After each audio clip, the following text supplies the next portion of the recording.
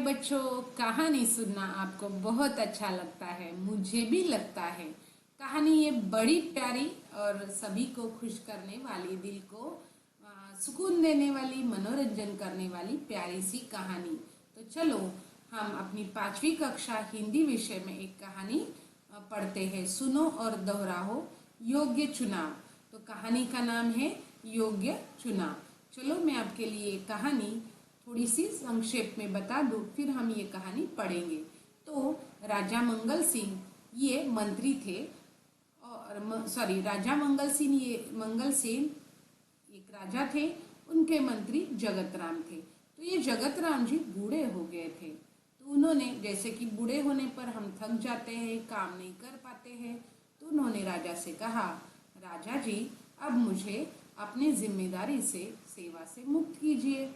राजा ने कहा, ठीक है, मगर आप पहले मुझे आप जैसा सेवा भावी, परोपकारी और ईमानदार मंत्री चुन के दीजिए। ये काम मैं आपको सौंपता हूँ, तभी मैं आपको सेवा मुक्त करूँगा।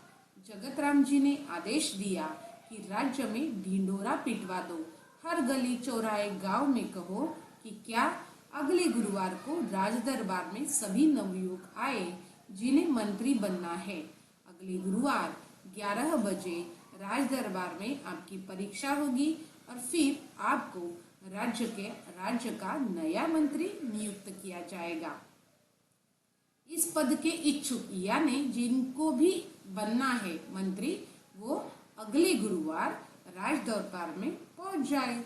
हर कार्य यानी ढिंढोरा पीटने वाले और राजा के सेवक सभी गांव में गए और सभी गांवों में ढिंढोरा पीटा गया। क्या पता है, मैं आपको बता दूं। सुनो सुनो सुनो, राजा के नए मंत्री का, राज्य के नए मंत्री का चुनाव करना है। राजा मंगल सेन जी ने ये ऐलान किया है, जो इच्छुक तरुण मंत्री बनना चाहते हैं वो अगले गुरुवार को राज दरबार में आए। सुनो सुनो सुनो, राज्य मंत्री का चुनाव। इसी तरह हर कार्य ढिंढोरा पीटते रहे।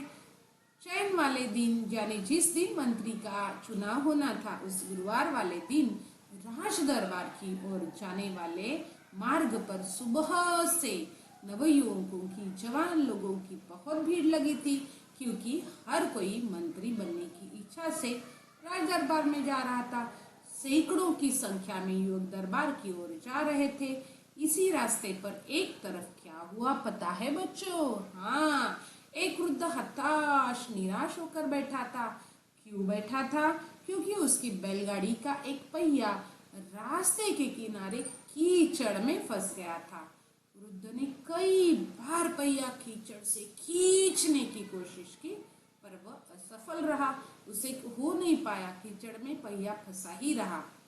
मंत्री पद के अनेक उम्मीदवार राज दरबार में जाते समय यह दृश्य देख रहे थे कि वृद्ध परेशान है, हताश है, उनका कई पहिया कीचड़ में फंसा है, मगर कोई भी उनकी मदद नहीं करने आया। सभी अपने काम में व्यस्त राज दरबार की ओर जल्दी जल्दी जा रहे थे।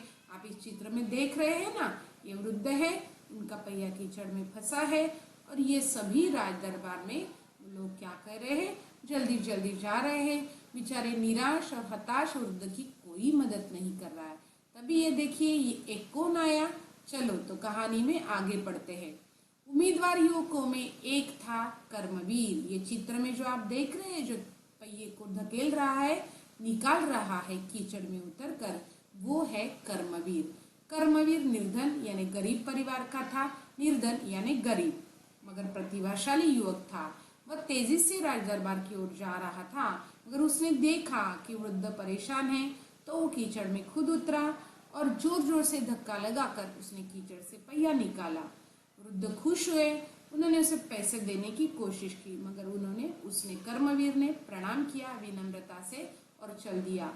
वो हाफते हुए दरबार में पहुंचा। उसने पूछा कि अरे, चुनाव तो नहीं हुआ है, मगर उसके कीचड़ से लथपथ कपड़े, कीचड़ में फंसा, लगी कीचड़ देखकर सब हंसने लगे।